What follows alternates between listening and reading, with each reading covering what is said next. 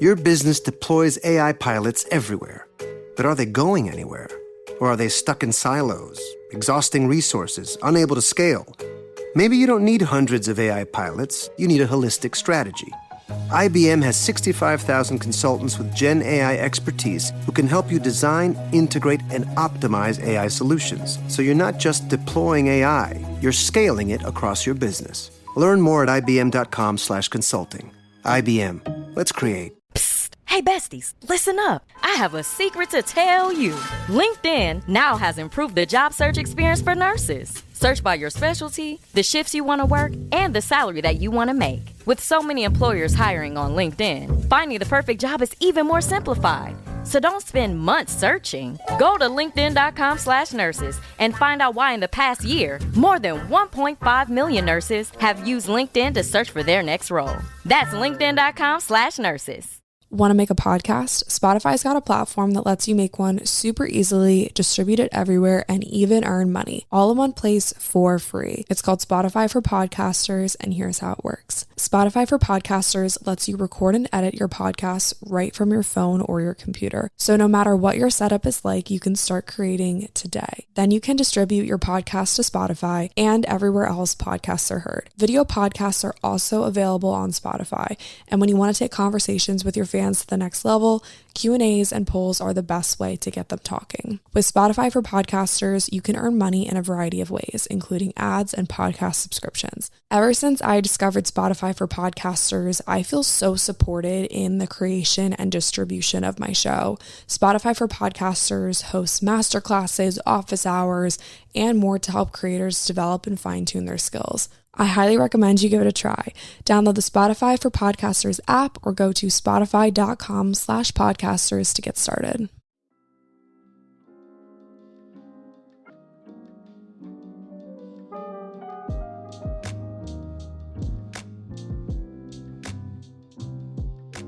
What's up, you guys? Welcome to or back to 80/20. My name is Lily. I'm your host.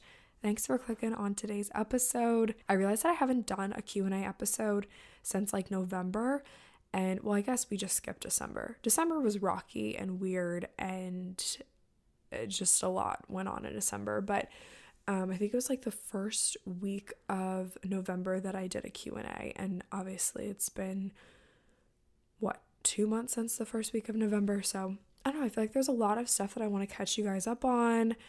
You guys had a lot of really good questions. This was like the most questions that I feel like I've ever gotten before. A lot of them were really interesting, to say the least. I feel like a lot of people asked me a lot of like icebreaker questions, which was kind of weird.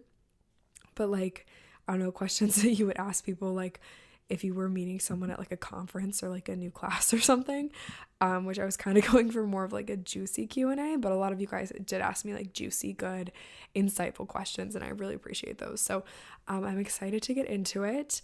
I'm a little stuffy, a little raspy today. I'm fine. I just have a stuffy nose. That's literally it. I'm not actually sick or anything. Like, I'm totally fine. You're gonna have to deal with my little stuffy nose. I might like cut out all the parts where I'm like blowing my nose, or like I have a tickle in my throat and I cough or something like that. I feel like I always have these little edits that I make, and I'm trying to get better at just letting myself talk and not cutting out all kinds of stuff that I think is useless. But then again, I start to ramble and then I cut out the rambling part. I also cut out the parts where like the chair squeaks or my dog barks. Gabby's been barking at nothing all day. I'm convinced that she can see ghosts or something, because she's just been barking at nothing all afternoon. And I talk to her and I tell her that it's fine, and I shut the blinds, but she just keeps barking. So I swear she's barking at like a ghost or like a spirit or something, or like an angel like visiting me. I don't know, I feel like animals have that like extra sense. They just know things. And dogs are just so smart. Like, I am blown away at Gabby's vocabulary. Like, she's a black lab, if you guys didn't know this, but she's just so smart. Our dog Ro is really, really smart too. She's just old, so she doesn't like she just hangs out. She doesn't bark, she doesn't make noise. She's honestly such an amazing dog, and she's so chill. Like she's the most easygoing dog ever. I feel like labs are pretty easygoing anyway, but she's super easygoing, and she just chills. Like she perks up if Gabby barks, but that's it. She doesn't really talk, she doesn't do anything, which is totally fine, but Gabby's just like off the rails. Also, Gabby's a puppy, so that's why. But anyway, tangent. Let's just go ahead and get into some questions that you guys asked me. If you don't follow me on Instagram already, you totally should, because that is where I have you guys asking me questions. And I put up a lot of different places that you can ask me questions this time, because I feel like only certain people see certain posts. I only see like certain people's posts in feed. I only see certain people's stories. I only see certain people's like other accounts. For example, I have my regular Instagram, which is Lily Rayco, and then I have the podcast Instagram, which is 8020 Pod. I don't even see my own podcast Instagram posts. Like I go search for them to repost them on my story, but they don't come up in my feed, which is so weird and like annoying. But anyway, I posted a lot of different options for people to ask me questions. I did a feed post, I put it in the DMs, I put it on the stories. So if you ever want to ask me a question, just follow me and hopefully you'll see one of those places to ask me a question. I've actually been posting a lot more on Instagram recently too, which is kind of fun. I'm trying to post a reel every day. I took off this past Saturday and Sunday because I was doing yoga teacher training. Also, that's why there wasn't a new episode, because I was at yoga teacher training, or a new episode Monday because I was at yoga training. And you guys know I've talked about this before, but it's just really important to me that I give 100% of my attention to that. And then Monday I kind of use as a recovery day because it's a lot physically, emotionally, mentally. And I want to obviously give that my all because I'm investing a lot of time, a lot of money. It's really important to me. So no episode on Mondays of yoga teacher training weekends. We only have 3 more weekends, which is wild how quickly it's going. But yeah, that's why there was no new episode on Monday. And also why I didn't post on Instagram Saturday, Sunday. But other than that, I'm trying to post a reel every day. And I've been doing fantastic so far. So that's really good. Well, in my opinion, fantastic. At least just keeping up with the posting. The quality of the content I feel like is like fun for just like little like day in my life reels or like inspiring reels. And I'm just trying to like have more fun with it. I'm not really posting on YouTube much anymore, so I feel like I wanted to step up my Instagram game and just kind of give you guys like insight into what I'm doing in my day-to-day life without it being a very long video on Instagram or anything like that. And I just feel like reels are fun. It's like fun to see little clips and snippets of people's days and not have it be like this long drawn out YouTube video of me talking about my coffee for like 10 minutes. And I don't know, YouTube is just a different beast, and I am just very much moving away from that season of my life. I had done YouTube for 5 years, and it's just kind of not my favorite thing to do anymore, which I feel like we'll talk about this a little bit because I got questions about like how to find your purpose in life and like is it okay to change your mind and all this stuff. And so I'm going to talk more about that today. But long story short, I've really been enjoying Instagram and obviously enjoying the podcast. This is my favorite platform out of anything that I do. This is my favorite platform because I get to just talk to you guys and have genuine conversations. And I feel like I can be so much more transparent on the podcast than I can be on any other platform. And Instagram, people are just kind of like judgy, and YouTube was just weird. And the podcast is just so much more fun. And like, I don't even read the reviews. I mean, I listen on Spotify, so I don't think Spotify even does reviews, but I know that they do rates, but they don't do reviews. And then Apple Podcast does reviews, but honestly, I don't even read those because it doesn't even matter to me. Like, I just love this podcast and this platform so much that I'm sure if someone had something important to tell me about the podcast, it would get back to me eventually. As I'm recording this, it is January 11th. On January 15th, my cookbook called Fuel Your Body, Fuel Your Soul is officially out. I don't even have the words to describe how excited and pumped I am. I feel like I say, oh, I'm so pumped all the time.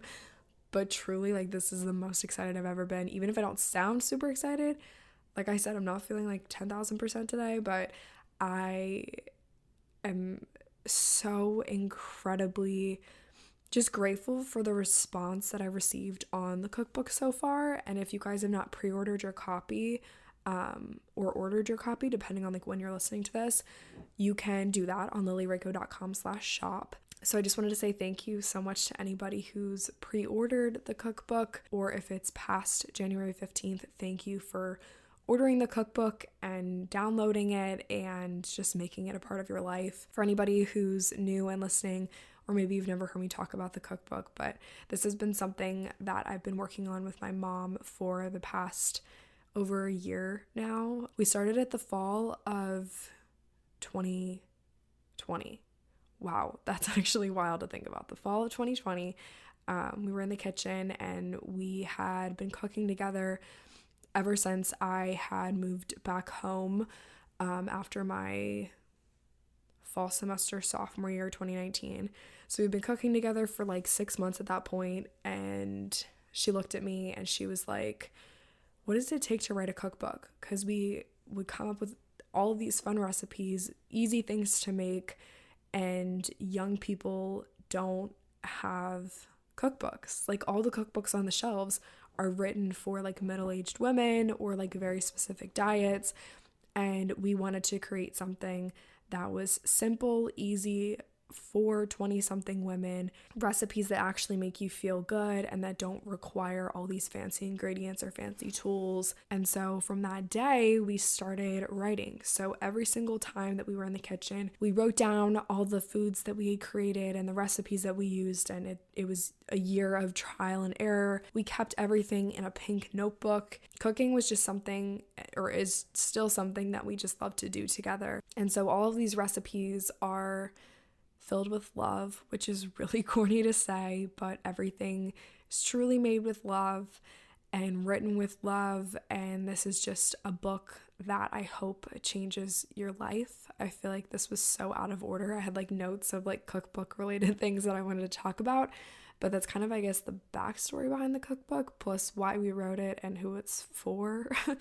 Almost the who, what, when, where, why. But long story short, my mom and I wrote a cookbook, and it's either out, if you're listening to this after the 15th, or it will be out if you're listening to this before the 15th. And you can order it or you can pre-order it. It is $22. There's a reason for that. I actually wanted to talk about my reasoning behind the price. So I feel like there are obvious reasons. First off, it's officially coming out in 2022. I'm going to turn 22 this year. I have a good feeling about this year, or my 22nd year. And crazy enough, I had been seeing 222 pretty much everywhere leading up to the cookbook launch. And my mom and I were sitting in the kitchen about a month before the cookbook pre-order was going to open in December, and we were talking about pricing for the cookbook. And we were like, okay, obviously it's an ebook. We want it to be affordable. We want people to still feel like they are investing in a good piece of, educational material. What should the pricing be? And I said, honestly, Mom, I've just been seeing 222 everywhere. I feel like we should make it $22.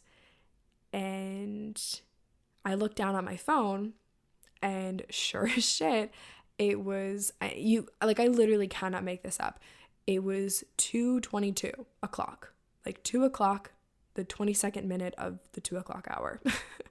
I mean, it was just, you can't make this shit up. And so we're like, okay, $22 it is. And it's absolutely fitting because 22 or 222, double twos, triple twos, is the number of precision and balance. In its full capacity, the number is the master builder, which means that it provides the power to achieve almost impossible things, which is literally the premise of the cookbook, is to teach people how to eat well in a world or in a lifestyle like in your 20s. Is a very typically unhealthy time in people's lives. So it was only fitting that the cookbook was $22 because the cookbook is going to help women achieve feeling good in their mind, body, and soul by fueling their mind, body, and soul. What's cool about this ebook is that it's not just a cookbook. Yes, there's 40 plus recipes that are going to make you feel amazing, but there's also educational materials at the beginning.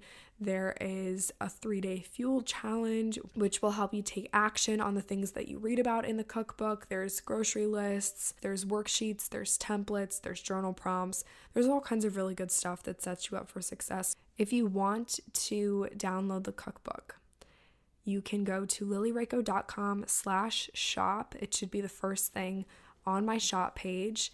Like I said, it's an ebook, so you can access it from your phone, and that way you always have it, like if you're at a friend's house or maybe you're traveling. So links to all of that will be in the show notes. Thank you so much to anybody who's already downloaded the cookbook. I hope that you're enjoying it. And for those of you who have not yet, I cannot wait for you to get your hands on this. So let's go ahead and answer some questions, because that's what you guys really came here for. First question is, I'm about to graduate college, but I still don't know what I want to do with my life. How do you have it all figured out? That's a great question. And I think that there's a huge misconception, especially just with the college culture. I don't know how it is like in other places, but I know the college that I went to puts a huge amount of pressure on their students to have like these big, huge corporate jobs by the time that they graduate. And the school that I went to before I transferred had a commitment that you were going to have a job, which is great. Like obviously the point is to graduate and get a job and be successful and whatnot. Like everybody wants that. But they had a commitment that you were either going to get a job by the time you were out, or they would come back and give you like an extra semester, or they would hire you or something like that. But you had to like check all these boxes in order to get that. And like no one actually did all the things that they were supposed to do to like fulfill this commitment. But anyway, it just kind of goes to show how there's so much pressure on you to get a good job, like as soon as you come out of college. And while there's nothing wrong with that, I mean, I think that it's great that everybody wants to be successful and everybody wants to have these great big jobs. I think that all it does is perpetuate this feeling of, oh my gosh, I have to have it all figured out while I'm so young. You guys, I'm 21. And I probably will not still be doing the same things that I'm doing now as I will in like 10 years. And I don't think that I have it all figured out right now. I know that I don't have it all figured out right now. Every single day, I feel like I learn more about myself, and that's kind of just part of being a young person. And I've just accepted the fact that I'm constantly growing, constantly changing. And from the outside, I feel like maybe that comes across as like inconsistency or maybe like wishy-washiness to some degree. I don't know if that's the right word for it. But I've gotten DMs and comments before that's like, oh, you always change your mind. You never follow through with things. You're never this, you're never that. It's not that I'm not committed to certain things. I'm just slowly figuring out what I'm supposed to do with my life, but people are watching me do it. And so to some people, like whoever asked me this question, obviously looks at me as someone who has my shit together, which is super nice and really kind. And some days I feel like I have my shit together, but other days I feel like those rude DMs that are like, oh, you're so wishy-washy, you never do this, you never do that. Some days I do feel that way, but that's just kind of part of growing up, right? I don't think that we're supposed to have it all figured out. And it's kind of like, I don't know, it just sucks that the system makes you think that when you turn 18, you're supposed to know what you want to do so you can go to college and pursue that major, and then you graduate and then you can get that job and like climb the ladder. But I've never really given into that, to be honest with you guys. I've always kind of just like danced to the beat of my own drum. And the sooner you become okay with growing at your own pace and figuring out life at your own pace, life gets a lot better. So it's totally okay not to know what you want to do with your life. I think I just figured out what I wanted to do with my life, or what I want to do with my life, like last month. And I feel like all of that is going to change next month. And that's just kind of how it goes when you're young and you're playing with trial and error and growing and just stepping into the person that you're supposed to be. I also think that it's okay to change like later in life. I come from a very entrepreneurial family, and both of my parents have held multiple different types of different careers, not even different jobs, but different careers that all intertwine somehow, but have like different interests and different things and different clienteles. And I don't know, I don't think that you're stuck in one career your whole life. I think that the days of climbing the corporate ladder are gone. So I don't think that you need to have it all figured out right out of college or have it figured out in college. I don't think that that's true. What wellness trends do you support and which ones do you really dislike? This is kind of a fun question. Kind of putting me on the spot though. Honestly, this is going to be such a boring answer. I really don't keep up with the wellness trends. I really don't. I just experiment with myself and I do what works for me. I don't know, like a wellness trend. I don't even know like what's quote trendy right now. Things that work for me, I don't know, maybe like ice rolling. Ice rolling what really works for me. Oh, I have a trend. It's more of like a beauty trend than anything. If Lexi were here, we could totally go into depth about this because we would bounce off of each other. Lexi's my little sister, for those of you who don't know, but we totally just bounce off of each other with these kinds of things. But a beauty trend that I don't really like is when people get their eyebrows like laminated upward so they're like spiky. I don't really like that. I think that people are going to look back on that. Eyebrows have very weird trends to begin with, but like people are going to look back on that and think about like that big, like wavy, thin eyebrow that people used to do. But right now it's kind of like keep your eyebrows bushy and like laminate them upward. I don't really like that. I kind of enjoy more of a timeless look. I've always been that way. And I just don't really like the spiky eyebrow. Not really for me. A trend that I like is food combining, which I'm going to get flack for that, but I do like food combining. I think that it's incredibly beneficial for people who have digestive issues. It's an Ayurvedic way of eating. Ayurveda is the oldest medicine system, the first medicine system, and food combining is rooted in just eating certain food groups together because they digest easier. Some people like to argue that that's not true. If you've ever had digestive issues and tried food combining, it will probably work for you because it kind of just makes sense.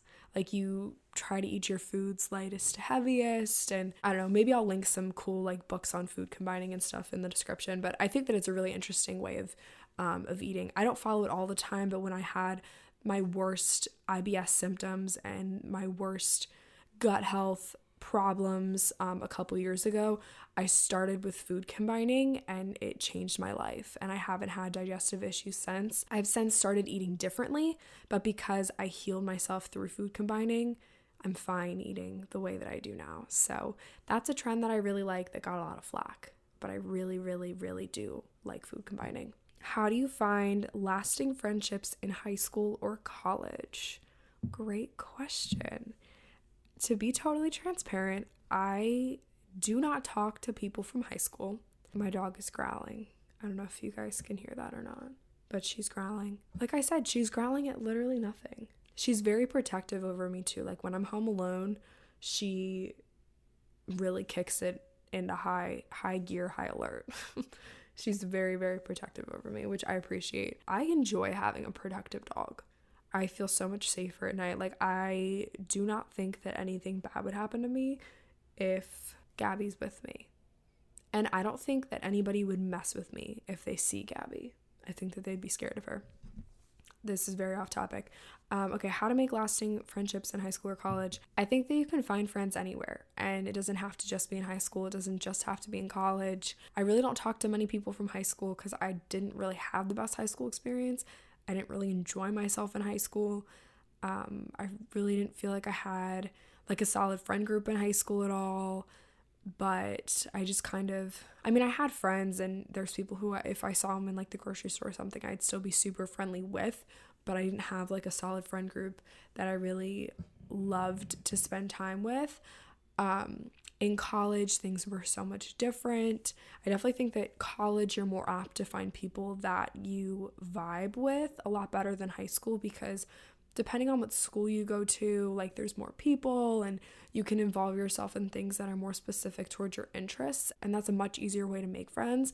And I still talk to a ton of people from the first college that I went to. I think that you can make friends anywhere. It doesn't just have to be in a school. You can make friends in like a gym. You can make friends in some sort of like religious thing that you like to participate in. You can make friends, I mean, even just going to a coffee shop. Like if you go to a certain coffee shop and you work there all the time and you see someone who also works there all the time, strike up a conversation with them. Or I found that the best friends that I've made were not in a school environment. They were in a more like interest-based environment. You could also meet friends through other friends too. That's a great way to do it. Like if you've moved to a new city, or maybe you want to get more involved in a certain thing, ask your friends if they know of anybody who also lives in that city or is involved in that certain thing, and see if they can like connect the two of you. And if your friends don't know of anyone who you might gel with, use social media. Look up the location of the place that you're moving to and DM people who live there. Or, I mean, don't be like creepy about it, but like maybe you know someone mutually, or like on someone's profile, you can also see like who else follows them that you know. Maybe you can say, oh, I know this person, you know, let's get together and grab coffee because you also know that person. Like, I don't know, don't make it weird and don't make it creepy, but like use social media to help you develop friendships as well. Okay, kind of going off of that last one, this is like a really interesting question. Do you enjoy meeting or interacting with followers? I love meeting followers. I think that it's the coolest thing. It's even cooler when I get to meet a client in person, which has only happened once. Actually, I met her in person once and then she became my client later on, but that was like still so surreal to meet her. I hate calling you guys followers too. Like subscribers, listeners, all cool things. I don't really like to use the term followers. I feel like that's like weird and like idolizing me, because I definitely do not feel like I'm above you guys in any way, shape, or form. Why don't you share as much as you used to online? I miss when you used to vlog everything every day. Good question. I think as I've gotten older, I don't want to say like exclusive, but I guess maybe just cautious of the things that I share online. I started my social media channels when I was 17, and thank goodness I am not still the same person that I was when I was 17. But obviously just with growing and changing and learning who I am, I need to be protective over just like certain things in my life that I don't really feel like sharing, or that just aren't really open to public opinion. Like there are things that I don't share online because I don't think that everybody else needs to have a say in them. And in this world of constant communication and people sharing what seems like everything all the time, when I stopped filming a lot on YouTube and when I just kind of became more like conscious of the things that I was both like sharing and consuming, I just kind of like got to a place where I only wanted to share what felt right. And what feels right to share online is what I mostly share on Instagram, and that's like my health and wellness content. And also part of this too is like people only saw me as a college YouTuber for such a long time. And when I was changing so much and growing so much and like going through my nutrition school and like and learning how to be a better version of me, all that people were commenting was like, where's the college content? All they wanted to know is like where I was transferring and like when I was gonna like move out and get my own place and like do all these things and like check all these boxes, that I didn't want to put myself in that category anymore. And I just became a lot more private. And to some degree, like, yeah, it kind of sucks because like a handful of people were super nosy and like, I don't know, ruined it for everybody. But at the same time, it kind of encouraged me to be more private, and I kind of like it that way. Like I don't post about my relationship. I don't post about school. I don't post about like where I am until I've left. And I kind of like being a little bit more private, and sometimes an element of mystery is never a bad thing. And I like to share what I'm up to when it's done. So like, great example, I have a lot of things going on in the works right now. You will not know about it until it's done. And a theme for me this year was to make more moves and less announcements. And that just gives me the time and energy and the space to make decisions and mess up and learn from them and then make better decisions without worrying about being in the public eye doing that and getting everybody else's commentary on those decisions. Next question is goals or intentions that you've set for 2022. I did a whole episode on this, like my goal setting, my intention setting, my word of the year, so you guys can go listen to that. But something that I didn't share in that episode that I actually saw a couple days ago on Instagram that I really, really liked was the idea of going on a strict energy diet. It was just a reel that popped up on my feed, so I'm not really sure like who to give credit to. The idea of an energy diet is just being really mindful of how you spend your energy and making sure that you're participating in more energy givers than energy drainers. And I really liked this idea because we talk about, diets with food and habits and stuff, but what most people tend to neglect is where their focus is, like where their mindset is and where they're spending the most energy. And so I really took this idea of an energy diet and I ran with it. And I wrote down just a couple things that I wanted to do every day while on this like energy diet. And this kind of ties in with the last question too, like being more private and only sharing what I want to share, because that's actually the first thing on this energy diet kind of checklist. And I kind of adapted what the girl on Instagram said. And I wish that I knew what her account was, but it's like long gone.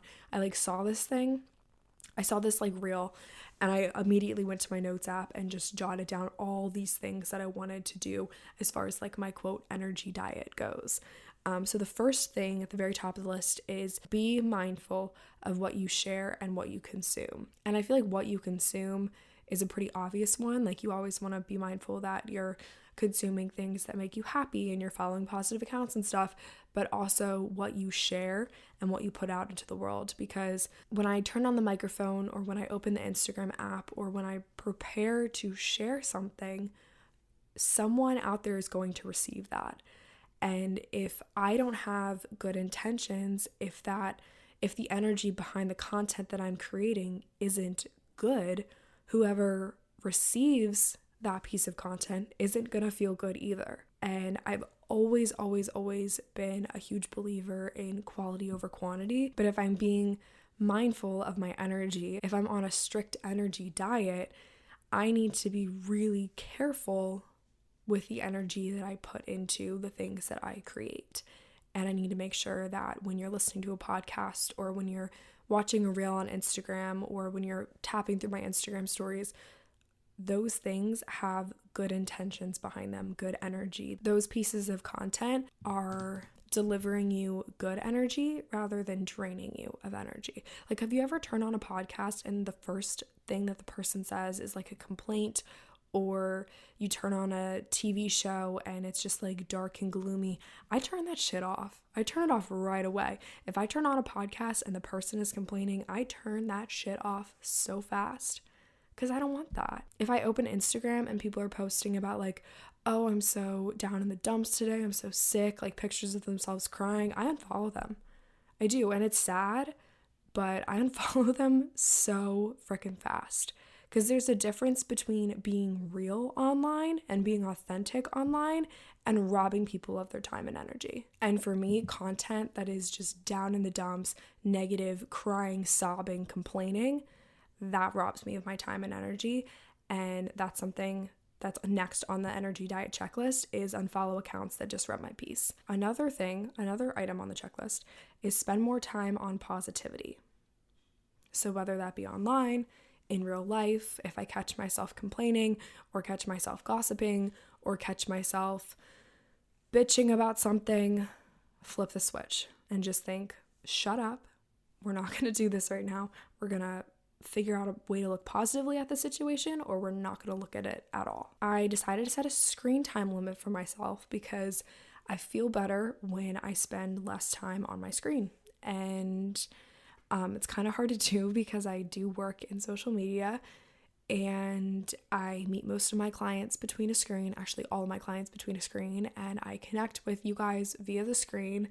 And it's hard to set screen time limits when it's literally your whole life.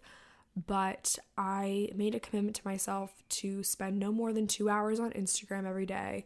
And obviously Instagram is work, but kind of just be more mindful if I catch myself mindlessly scrolling, or like not bringing my phone into the bathroom and like scrolling between like steps in my skincare, or like scrolling if I'm going to the bathroom or something, and not bringing my phone down into the kitchen when I'm eating breakfast, and just kind of being a lot more intentional with where I spend time scrolling on my phone, and not bringing it to those places that's going to encourage me to just like mindlessly scroll. This includes my bed too. I've gotten one of those sunrise alarm clocks. Lexi actually gave that to me for Christmas, and I don't really like to have my phone by my bed anymore because it doesn't really bring me good vibes, so I don't do it. So that is kind of my energy diet, my strict energy diet that I have been trying to follow for the past couple days.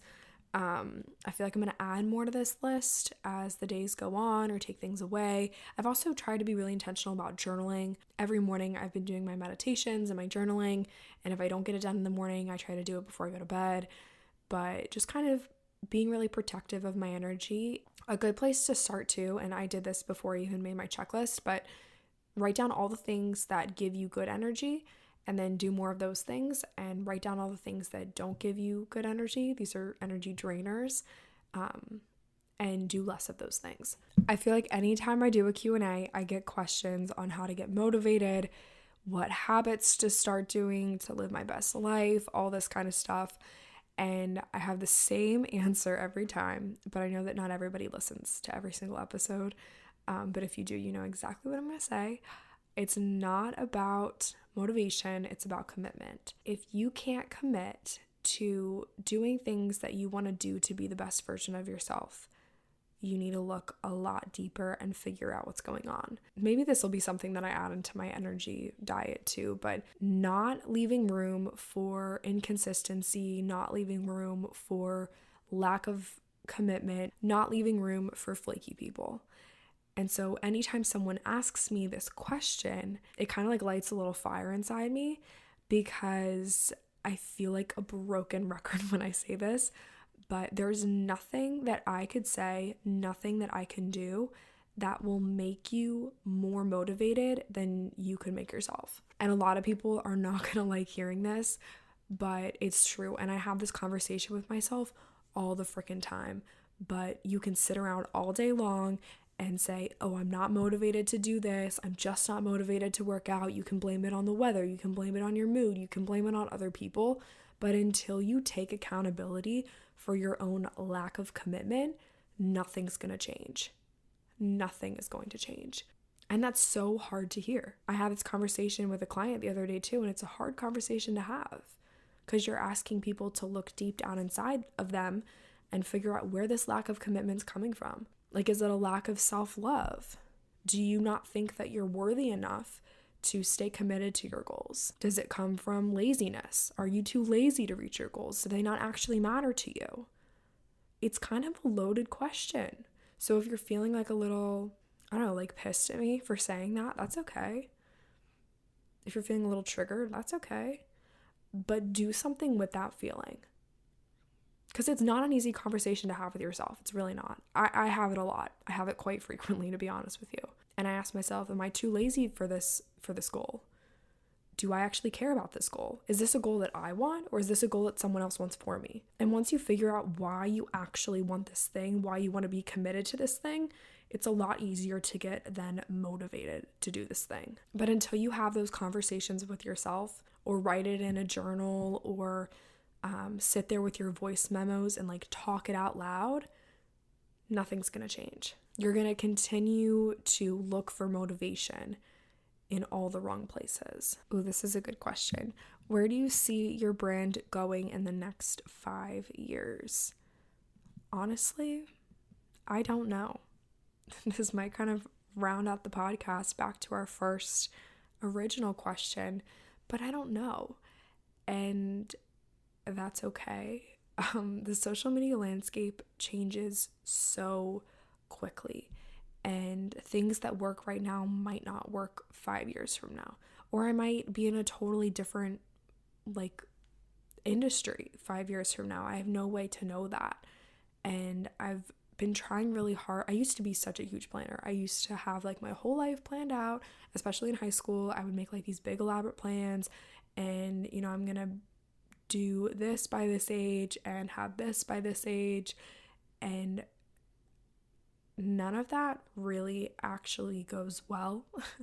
And I think that if you're not flexible, just especially in today's world, if you're not flexible, you're going to be really, really, really disappointed. And it's not that I don't have like hopes and dreams or that I'm not intentional with my actions to set me up for a bright future, but I'm at like such a flexible place in my life that I'm okay with a lot of different things happening 5 years from now. Like 5 years ago, I would not have expected to be where I am today.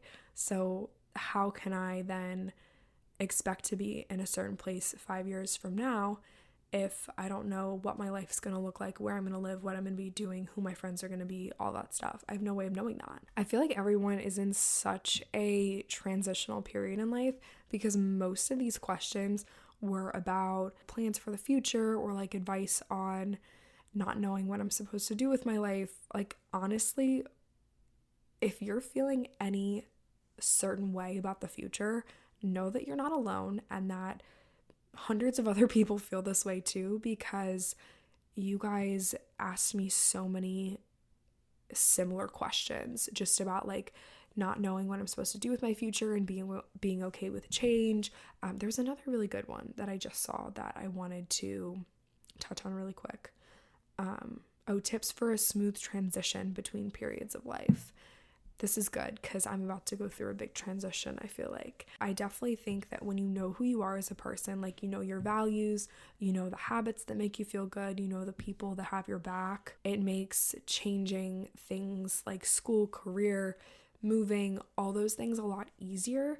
And so just get really clear on like your routine and the things that make you feel good. So whether this is like meditation or journaling or moving your body, I feel like a broken record when I say it, but really those acts of self-care are going to help keep you grounded and keep you feeling good throughout this transition in your life. Yeah, major theme of this episode is transitions and changing and growing, and a lot of us are in the same boat right now. So don't feel alone in this big, wide, crazy world. We're all kind of going through a very transformative period in life. I can feel it. I know it. I see it. I hear you guys. I love you guys. Thank you to anyone who submitted a question. If you ever have a question between now and the next time I post about recording a Q&A episode, please send it to me on DM. I'll screenshot it and I'll answer it in the next podcast. My DMs are always open. I love chatting with you guys there. If you've ever sent me a DM, you know that I love talking to you on DM. I'm not gonna lie, I'm kind of behind on DMs. I feel like I'm behind in my entire life right now. Hopefully I can get this podcast episode edited by Thursday, but then again, who knows? But yeah, if I have not responded to your DM and you've DM'd me within the past like week or so, I'm getting back to everybody very slowly, but it's happening. Same thing with my inbox. I actually just got my inbox down to 0 last night, which was incredible. Such a good feeling. But then I woke up this morning and it just, like, all my hard work went to shit basically. But that's fine because that's just how the world works. But yeah, just know that I'm getting back to everybody slowly but surely. I took some time off between like Christmas and New Year's and stuff. And wow, that was so amazing. I just always feel so behind when I take time off. And I just kind of feel like I'm like drowning and getting back into everything. So that's where I'm at right now. I love you guys a lot. Thank you for listening. I hope that you liked this long Q&A episode. I want to start making my episodes longer. I just have to be in like a really chatty mood. Today I was feeling really chatty, maybe because I had a lot of client calls today and I just was in a chatty mood. But most days when I record the podcast, I'm like zenned out. I kind of just get to the point and then get it over with. I don't know. Let me know what you guys like better. 2 episodes a week or 1 long episode a week? Because that's been something that I've been thinking about a lot lately. Do I want to do just 1 long episode each week, or do we like 2? Or do we want to do 1 long episode and then maybe a couple Mondays here and there for like a little meditation, journaling type episode? I don't know. Let me know what you guys like the best, what you think, what you want, how you feel. I'm sure different people will have different opinions on what I should do for season 4, but I always love to hear your feedback. And obviously the show is for you, and I wouldn't be able to do the show without you. So just let me know what you guys think. If you want a longer episode or 2 shorter episodes every week, I don't know. Let me know. I think that that's kind of it for today's episode. Thanks so much for listening. I love you guys so much. Have a great rest of your week or your weekend. Don't forget to order the cookbook. A link will be in the show notes. I love you guys lots, and I will talk to you next time. Bye.